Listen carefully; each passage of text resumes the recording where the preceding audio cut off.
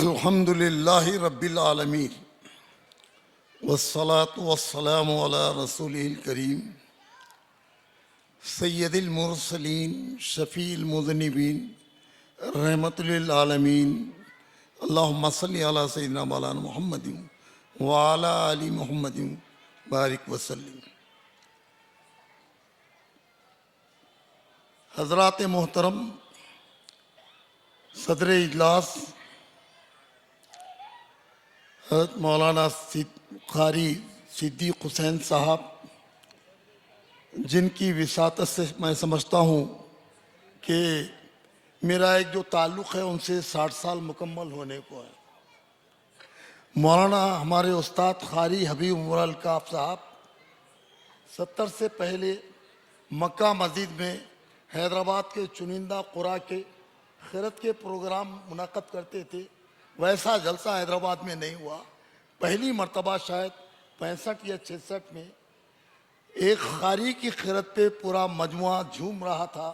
वो क़ारी थे क़ारी सिद्दीक़ हुसैन साहब, और एक क़ारी थे क़ारी दिलदार हुसैन साहब। तो इस लिहाज से मेरे मौलाना से ताल्लुक़ का मैं अभी आते वक़्त एकदम जहन में आया तो 60 साल मुकम्मल करने को हैं। हज़रात मोहतरम, ये आलमी मज़ाहिब कॉन्फ्रेंस के उन्वान से मुनक़्क़द कर रहा इज्तिमा है और इसका एक मुस्बत मकसद है। वो मकसद यही है कि इंसान को इंसान के शर्फ़ व मंज़लत से वाकिफ़ करवाया जाए, इंसान को इंसान की अज़मत से वाकिफ़ करवाना इस इज्तिमा के इनेकाद का मकसद है। और आप जानते हैं, आदम से लेकर हुजूर ख़ातिमुन नबीन मोहम्मद मुस्तफ़ा अहमद मुश्तबा सल्लल्लाहु अलैहि वसल्लम तक 1,24,000 अंबिया मबूस हुए। तमाम अंबिया की बेसत का मकसद क्या था? बेसत का मकसद क्या था? इंसान को इंसान बनाया जाए। 3 लाहिए अमल पूरे अंबिया के थे। इंसानी माशरे में इंसान को आदाब बंदगी सिखाया जाए। सबसे अहम मकसद अंबिया की बेसत का था, हजरत इंसान को आदाब बंदगी सिखाया जाए। दूसरा अजीम मकसद था, आदाब जिंदगी सिखाया जाए। आदाब बंदगी, आदाब जिंदगी। और तीसरा अहम मकसद पूरे मिशन नबूवत का था, एहसास आखिरत पैदा किया जाए। नबूवत के मिशन की ये 3 बुनियादें, आदाब बंदगी, आदाब जिंदगी, एहसास आखिरत, पूरे अंबिया मबूस हुए। हुजूर का जब विसाल हुआ, अल्लाह के रसूल ने अपनी ज़ुबान मुबारक से फरमा दिया था, ला नबी या बादी, हम मेरे बाद कोई नबी आने वाला नहीं है। लेकिन उसके साथ ही कहा था, मेरी उम्मत के जो उलमा होंगे वो अंबिया का नेमुल बदल साबित होंगे। वो मिशन नबूवत जो अंबिया का था, हुजूर के बाद उम्मत के वो ज़ईम जिम्मेदारान ने इस मनसब की का हक अदा किया। वरना इंसान आज के तरक्की याफ्ता दौर में भी क्या इंसान इंसान की अजमत से वाकिफ है? क्या इंसान आदाब बंदगी से वाकिफ है? क्या इंसान आदाब जिंदगी से वाकिफ है? क्या इंसान के अंदर एहसास आखिरत मौजूद है? मैं पहले का बेसत से पहले इंसानी तारीख में बड़े बड़े तारीखी नज़ारे मिलते हैं। बड़े मुतमद्दिन यूनान और मिस्र और रोमा सब मिट गए जहाँ से। यूनान, मिस्र और रोम और हिंदुस्तान की तारीख का अगर निचोड़ लिया जाए, मैं हल्के अंदाज में आपके सामने रखता हूँ कि रूमतुल कुबरा की तहजीब को इंसानी तारीख का बहुत अहम चैप्टर कहा गया। मौरिख ने लिखा, खैसरे रूम जो होते थे वो तफरीह के तबा के लिए जंगल के जंगली शेरों को लाया जाता, पिंजरों में रखकर, और उनके सामने मजलूम इंसानों को डाल दिया जाता और शेर इंसानों पर पंजे कसते, चीरते, फाड़ते तो चीखें बुलंद होती और खैसरे रूम जो होते थे वो कहकहे लगाते थे। रूमतुल कुबरा में इंसान का ये हाल था। खाकाने चीन की तारीख पूरी सामने है। तारीख बयान करने वालों ने कहा क्या कि खाकाने चीन जब आम मजमुए में आता तो किसी आम आदमी को दूबदू नजरों से बिलमुशाफा देखने की का हुक्म नहीं था।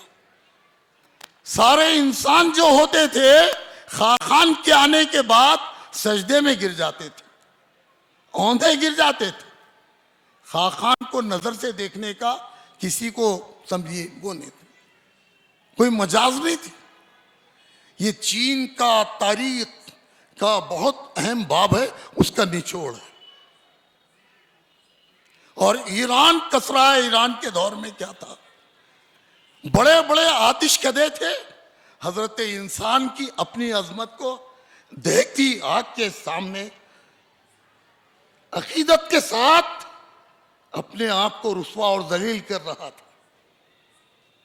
लेकिन पूरी इंसानी तारीख का मुताला करने के बाद एक अदना तालिब इल्म की हैसियत से मैं कहूँगा कि रुए ज़मीन पर सबसे ज़्यादा इंसानियत अगर रुस्वा हुई तो कहाँ पर हुई? जिस वतन के हम बाशिंदे हैं। इस सरजमीन पर जितना इंसानियत रुस्वा हुई, पूरी इंसानी तारीख में इतनी रुस्वाई इंसानियत की कहीं नहीं।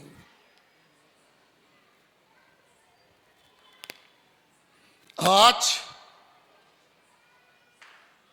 इख्तिदार के जाम में, इख्तिदार के घुमंड में जो लोग अपनी बर्तरी जतलाते हैं, मैं उनको दावत फिक्र देता हूं कि 3000 साल की तारीख में हजरत इंसान पर जो जुल्म हुआ, क्या दुनिया के पूरे तमाम खित्तों में इतना जुल्म हुआ?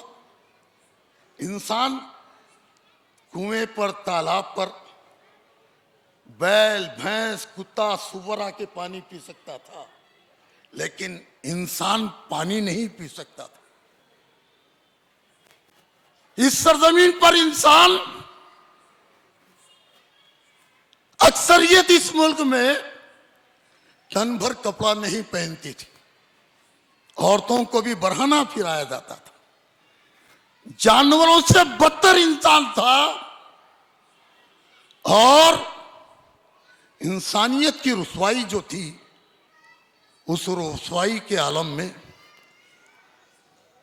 जात पात का निज़ाम, 6700 जातों में इंसान को तकसीम करके एक धर्म का आगाज किया और उस धर्म के जरिए से इंसानियत की अजमत होना था, लेकिन इंसानियत की बर्बरियत हुई। अब मैं एक तंजीम से 2007 से वाबस्ता हूँ। अपनी 50 साल अवामी ज़िंदगी में, 50 साल के पूरे सफ़र में मेरे को एहसास हुआ, और 2009 से मैं एक तंजीम से वाबस्ता हूँ। मलकाजगिरी में साउथ इंडिया का डेलीगेट कन्वेंशन था। पूरे साउथ इंडिया से डेलीगेट आए थे। मुश्किल से उसमें 500 डेलीगेट में 8 या 9 मुसलमान थे, जिसमें मैं भी शामिल था, यही मलकाजगिरी में। मैं उन डेलीगेट से, जहीराबाद का एक डेलीगेट जब माइक पर आया गुफ्तगू करने, तो उस डेलीगेट की गुफ्तगू क्या थी? उसने कहा, इस मुल्क में जब मुसलमान आए तो मुसलमानों की आमद के बाद हमको एहसास हुआ कि हम भी इंसान हैं। मुसलमानों के आने से पहले इस मुल्क में हम जानवरों से बदतर थे।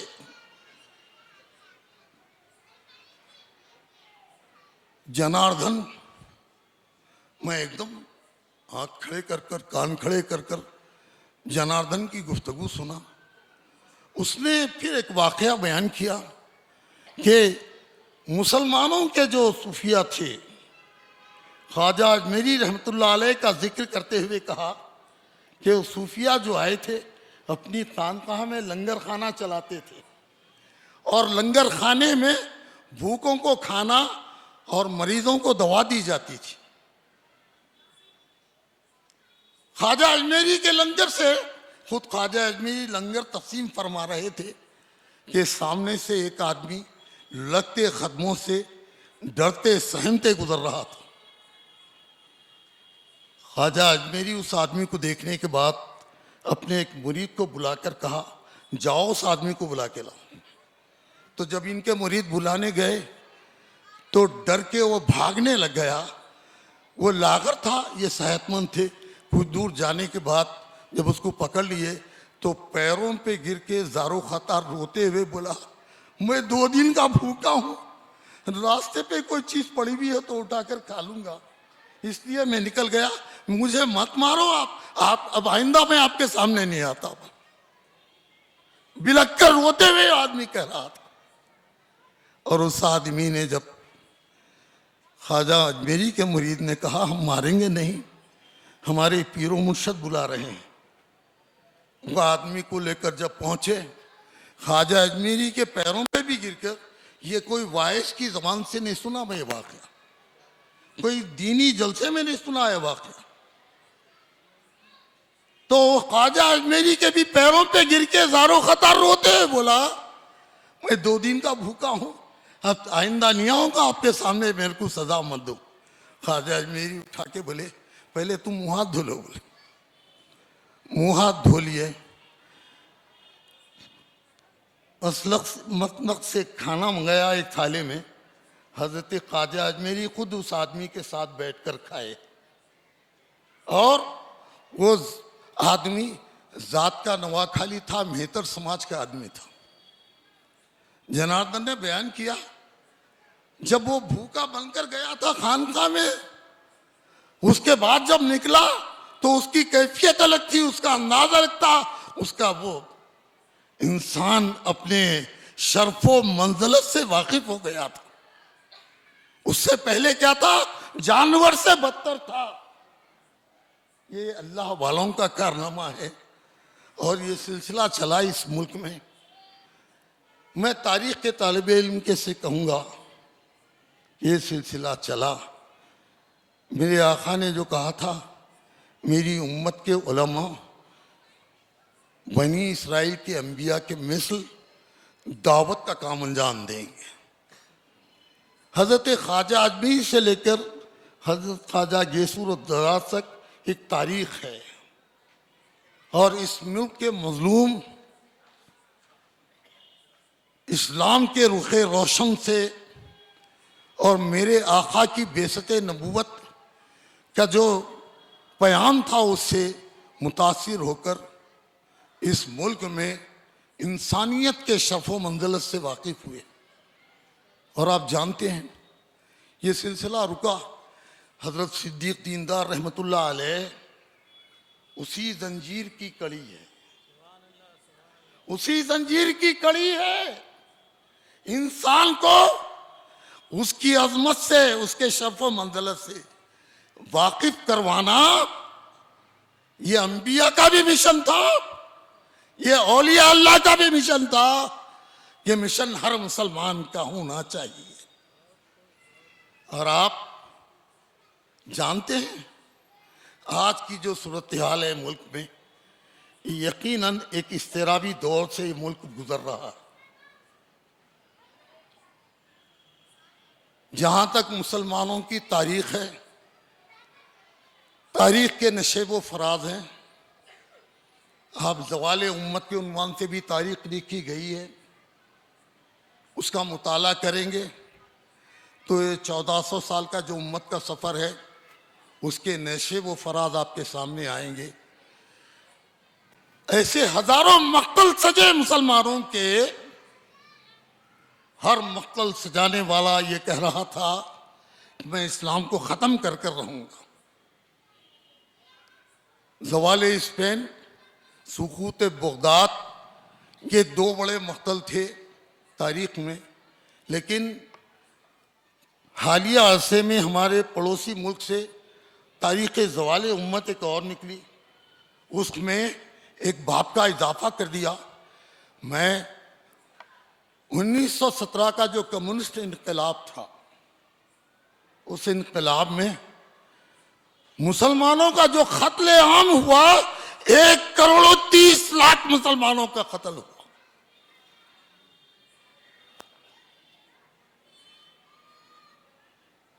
और मौरिख ने लिखा 1913 में जब सर्वे हुआ था तो रशिया और उसके 9 आबादियात में 40,000 मसाजिद थे। कितने मसाजिद? 40,000। 1917 के इनकलाब के बाद 1936 में जब सर्वे हुआ तो पूरे रशिया में सिर्फ 320 मसाजिद बचे हुए थे। 2 महीने पहले मैं उम्रे की शहादत के हुसूल के लिए हरम गया था। 2 साल पहले भी गया था मैं।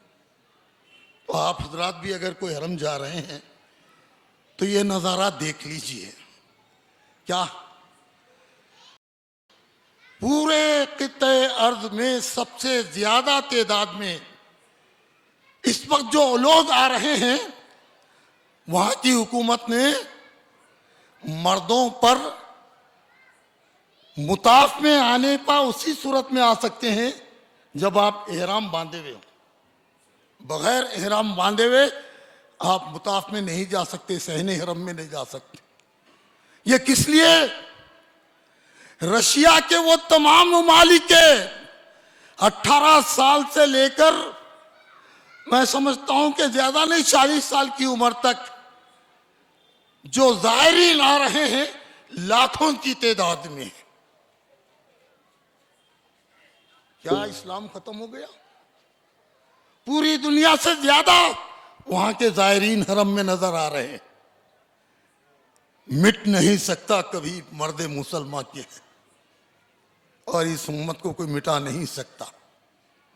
अब रह गया हम अपना ताल्लुक जो अल्लाह से कायम करने का मामला है, उसका जरा मुहासिबा कर लें। मैं एक तालिब इल्म की हैसियत से, एक कारकुन की हैसियत से, आपके खादिम की हैसियत से गुजारिश कर रहा हूं कि इस उम्मत के जवाल के असबाब में सबसे बड़ा जो सबब है वो आपका ताल्लुक बिल्लाह है। आपका ताल्लुक बिल्लाह है।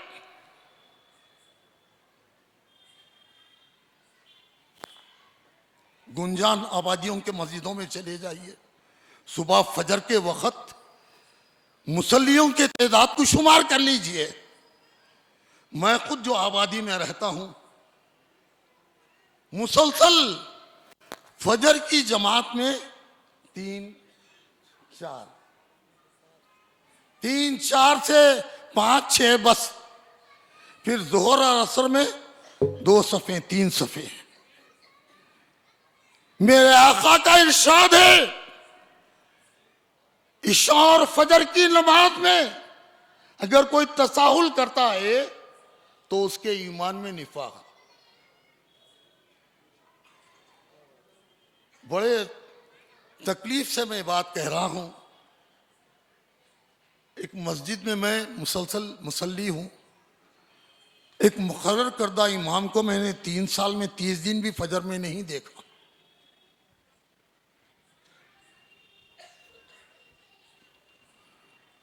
आप जानते हैं हुजूर की हयात उज़्मा में मक्की ज़िंदगी के 13 साल, मदनी ज़िंदगी के 10 साल, हज़रत सिद्दीक़ अकबर की खिलाफत के 2.25 साल, हज़रत फ़ारूक आज़म की खिलाफत के 10.5 साल। मदनी ज़िंदगी और हज़रत सिद्दीक़ अकबर, हज़रत फ़ारूक आज़म के मिलाकर 23 साल होते हैं। आप जानते हैं 23 साल में क्या हुआ? दुनिया के 2 सुपर पावर, रूम के कैसर को और ईरान के कसरा को गुलामाने मोहम्मद ने मैदान में शिकस्त दे दी और इस्लाम रुए जमीन का सुपर पावर बन गया। सुपर पावर बन गया इस्लाम। कितने साल में? 23 साल में। सुपर पावर क्यों बना? क्यों बना? इंसान बाजारों में बिकते थे, इंसान रंग की बुनियाद पे जलील था, इंसान नस्ल की बुनियाद पे, इंसान पेशे की बुनियाद पे। लेकिन मेरे आका की का एजाज नबूवत है कि जब मक्का फतह हुआ तो उस वक्त सहने हरम में पहली नमाज अदा होने वाली है। पूरे सहाबा मौजूद है, सहाबाए किबार भी मौजूद है, अशरा मुबशरा भी मौजूद है। अब सहने हरम में पहली नमाज होने वाली है। मेरे आका नजर दौड़ाते हैं और पूछते हैं कि बिलाल कहाँ है? अज़ान देना है, पहली नमाज हरम में हो रही है। किसी बड़े ज़ईम सहाबी को नहीं, वो जो गुलाम थे लेकिन इस्लाम कबूल किया था, अल्लाह के रसूल ने हुक्म दिया, बिलाल काबे की छत पर चढ़कर अज़ान दो। किस पर? काबे की छत पर। तारीख पढ़िए। बिलाल जब छत पर चढ़ने गए तो मेरे आका ने अपना शाना मुबारक पेश कर दिया। ये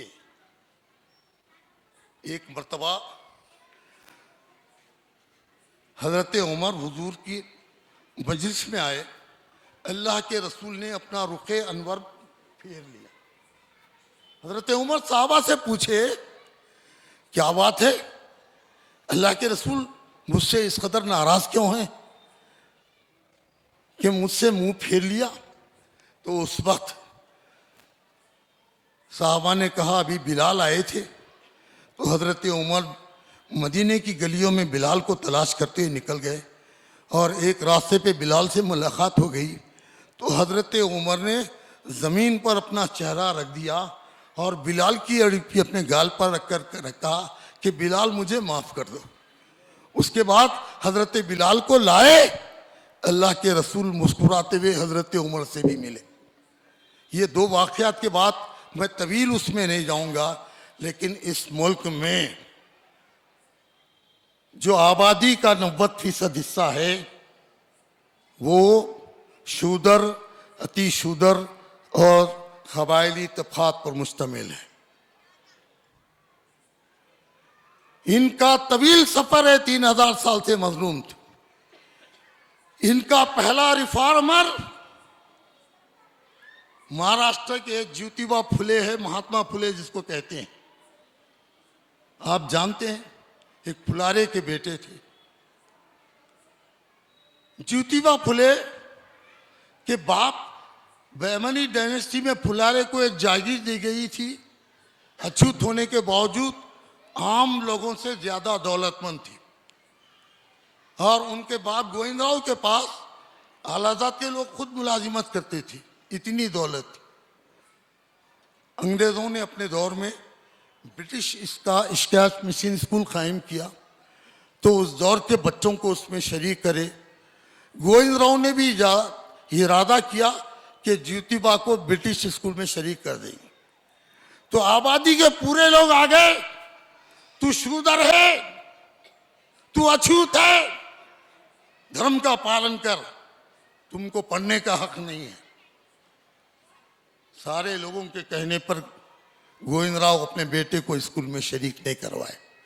और उसके बाद गोविंदराव के पड़ोस में मुंशी गफ्फार बेग थे, जो ब्रिटिश स्कूल में टीचर थे। शाम के औकात में अपने घर के बच्चों को पढ़ाते थे। तो उनके पास उस जमाने में पड़ोसियों के बच्चे आते तो हर पड़ोसी का था अपने बच्चों के साथ शफकत और मोहब्बत का बर्ताव करते थे। मुंशी गफ्फार बेग भी गोविंदराव के बेटे ज्योतिबा के साथ शफकत का बर्ताव करते थे अपने बच्चों के साथ। एक मर्तबा बुलाकर गोविंदराव को कहा, आपके बच्चे को पढ़ने का बहुत शौक है। जब पढ़ते बच्चे रहते हैं उनके बालू आकर बैठ जाता है। नहीं, पूरे जात वाले करें, आप फिक्र मत करो। तो ब्रिटिश स्कूल में महात्मा फुले को दाखला दिलाकर महात्मा बनाने वाले कोई और नहीं, मुंशी गफ्फार बेग है। ये बड़े होकर असल से जो देना, बड़े होकर इनकी बीवी सावित्री बाई और महात्मा फुले अपनी हजारों साल की पसमानदा शूदरों के लिए उन 1848 में स्कूल कायम करना चाहे, समझे आप। तो उस वक्त कोई भी बड़ी बिल्डिंग शूदरों के पास नहीं थी, कोई भी स्कूल के लिए देने तैयार नहीं। आप जाकर एक मुसलमान उस्मान शेख के सामने अपनी विनती रखे। उस्मान शेख ने अपनी बिल्डिंग, इस मुल्क की तारीख में अछूतों का जो पहला स्कूल कायम हुआ, उसके लिए एक मुसलमान ने अपनी बड़ी इमारत हवाले कर दी। और उसमें पढ़ाने के लिए कोई टीचर थे। उस जमाने में शूदर तो पढ़े लिखे नहीं थे। तो उस्मान शेख की बहन फातिमा शेख उस दलितों के पहले स्कूल की पहली टीचर है। मैं और इस मौजू पर ज़्यादा ख्याल करता था, लेकिन वक्त की तंगी है, इसलिए मैं आपसे ये इख्तिसार के साथ कह रहा हूँ। अम्बेडकर आज हिंदुस्तान के कानून साजी करने वाले अजीब इंसान हैं। अम्बेडकर जब आए, आला तालीम हासिल करके अंग्रेजी से, उसके बाद पूना के करीब एक चौदार तालाब पर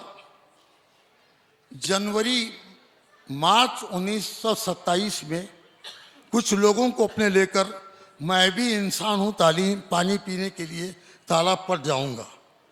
तारीख है, पढ़िए। अम्बेडकर अपने साथियों के साथ चौदार तालाब पर गए, एक चुल्लू पानी उठाया। उसके बाद क्या हुआ, अम्बेडकर के कई साथियों को लाठियों से मार मार कर जख्मी कर दिया। उनकी जिंदगी के लाले पड़ गए।